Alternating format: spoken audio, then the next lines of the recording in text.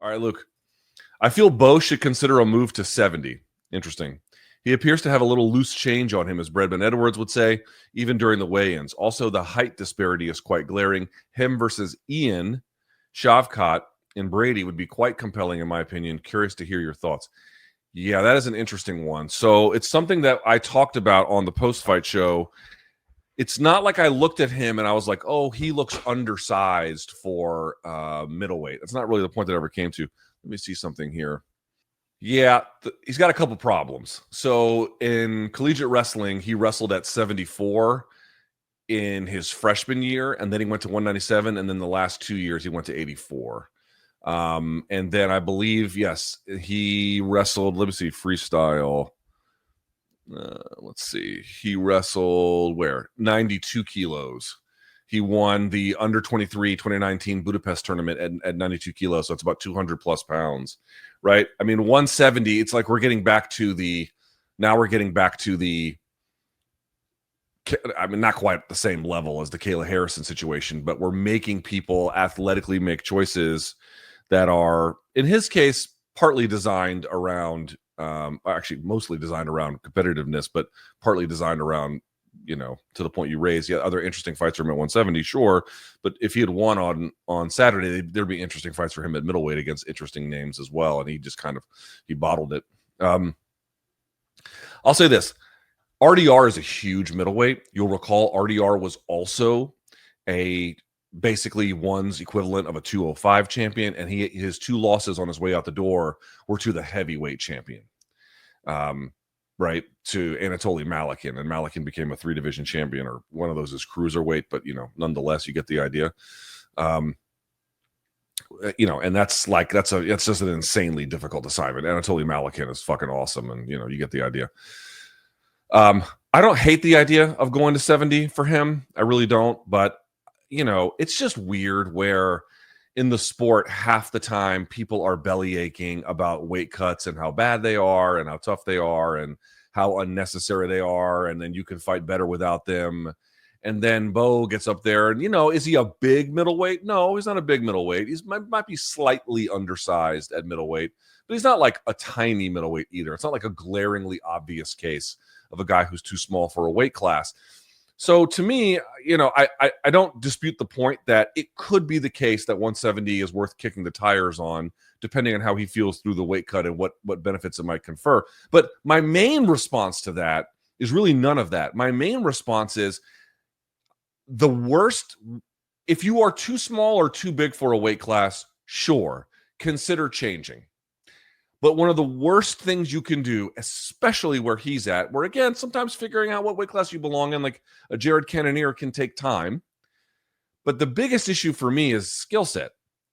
I cannot stand it when fighters change weight classes and don't do anything about their skill set. It's like, let me see if I understand this. You're taking the thing that's getting you into trouble from one weight class to the next, and hoping that whatever the delta is in weight gain or loss will make up for the difference there. But you're not meaningfully doing anything about the challenges you face from a skill deficiency standpoint. Now, I went back and I watched that fight. I'm actually going to have a breakdown for it here on YouTube as well as Substack. Bo hit a couple nice things. He hit that attempted Uchimata into that inside ankle pick. That was sick that he got on top with. That was really nice. The limp arm throw by was nice. There's a couple things that were, he was recognizing what to do in the moment of opportunity, but like sitting for the guillotine, that's just, I'm not saying that he is permanently locked into this state. Like it's the thing that you're always going to be. But that moment in time was, they're going to call that inexperience, and it is, where you're sitting for the guillotine against a guy like that, just jumping guillotine, which is a very low percentage kind of attack, especially against an opponent that qualified to resist it. But that in and of itself is a low fight IQ decision. Now, again, not the kind that is insurmountable, not the kind where you're just, they've got like a principle about the way that they fight. But Bo was fighting in a way where he just expected, if I do X, Y happens. Like there's this direct property between them. And that's what happens when you're used to bullying competition, or you're much better than your peers, where, you'll see guys on the regional scene who are clearly destined for the UFC They just roll around with, or walk around, I should say, with a certain kind of confidence in the cage, and they just expect things to happen. And they're at that stage of their career, it does. When you see someone who's got like clear potential versus somebody who's just, a regular guy from the area, they're it obviously falls apart for them. And look at what Bo did in the Contender Series, for example. He did something and guys responded to it. They got knocked out, they got taken down, they got slammed, they got triangled. Like, he just did X and Y happen. But as you get older, you realize, A, that's not always going to work. Sometimes it's going to backfire. You have to figure out when X or Y is appropriate versus Z. This all has to be set up.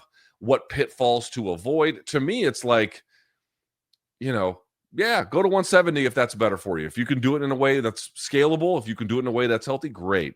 But what really has to happen for him to be the best version of himself is a commitment to skill development, which I'm sure on some level, of course, he has done. He didn't get to this point like by accident, but to me, he needed a wake-up call about where he was. And I wasn't sure about it either. As I said on the post-fight show, I wasn't sure about it either because I didn't know if he was kind of toying with Paul Craig in some kind of way. But now that the dust has settled on this one, he was not toying with him. He was, maybe he could have got him out there faster with a different game plan, but that was basically the sum total of what his striking had to offer. And that's a problem, right? That's a problem. Sitting for a guillotine in that scenario in round one is a problem. Letting a guy positionally dominate you in the clinch and not putting a jab in his face is a problem. The ankle pick was nice. The ankle pick was sick. I'll give him credit for it. That was real. That was dope. But, that's like it's a very different scenario because it was a series of losses.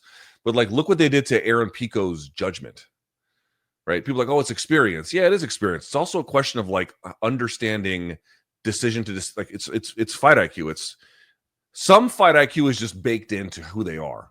Some fight IQ is experiential. Some fight IQ, comes with, momentary insights or whatever.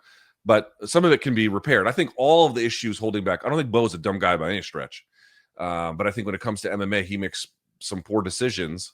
And those are a function of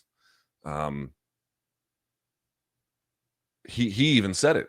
A little bit of being naive about how this goes. A little bit about being naive, dude. When you, I say this all the fucking time. I went to regional MMA locally here. I went to used to be called Operation Octagon. They're called Cagezilla. It's out in Manassas. It's a long ass drive from where I live, but I went out there, and I'm now calling fights for XFC. So I'm seeing a lot of like what guys are 1-0, 2-0, 5-0, 7-1. That kind of bubble part of their career, and like, I cannot tell you how different it is when a guy has a jab he can put in another guy's face.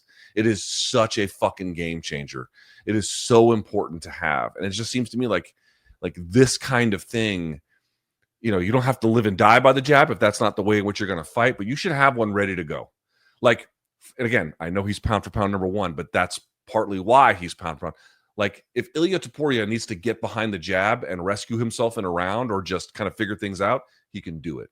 If Islam is required to sit behind the jab to see what's going on, slow the fight down a little bit, score and move, get a good look, score a little damage, set up some offense behind it, he can do it. He can do it. He can do it with almost anybody. This is what I mean. It is so fucking critical, so foundational. And it's like, what are Bo Nickal's foundational strikes? The ones that he goes to where it's not just scoring offense, it's where all the rest of the offense is kind of built off of. It's mostly just the cross and the overhand on the same side. And the leg kick is not doing much. It's just that, dude, this is woefully insufficient. I thought he was kind of toying with Paul Craig. No, turns out he wasn't. Or at least there's not much evidence that he was at this point now.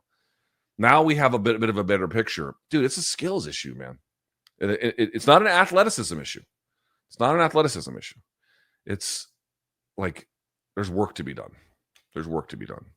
Or, forget about the jab, but now just lean into the ground as like, Habib style, where you're taking guys down, you're working from positions where there's top pins, rides, you are giving them the choice between ground and pound, positional surrender, and submission threat, and you're tying all of that together. And maybe your stand-up's not that great, but you can do all of that, and that's more in his wheelhouse. Whatever the case may be, it wasn't like the ground and pound was on that level either. You see what I mean? Like, they're like, you have to have like a headquarters place to go to in all the phases where, you know, you're either know what your assignment is to escape, or if you're going to launch meaningful offense from there, you know, where it all starts from a foundational perspective. And I just didn't see any of that. And as a consequence, he got run over. So move weight if you can, sure, can't hurt. Well, you know, provided you can do it in a safe way, but taking a deficient skill set from one division, and dude, and also, you know, RDR is skilled. Like, the one thing you could absolutely say in Bo Nickal's defense for sure is RDR is real good. Real good. Real good. He is fucking, dude, those 2 losses are to Anatoly Malikin. Like, very forgivable losses for a middleweight.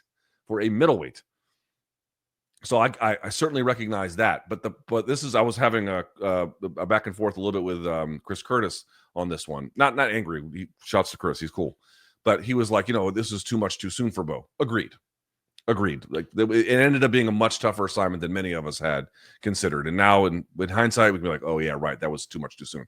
At the same time, it'd be one thing if it was too much too soon, and Bo showed foundational core abilities to mount offense as a means of resisting what RDR was doing. But that didn't happen either.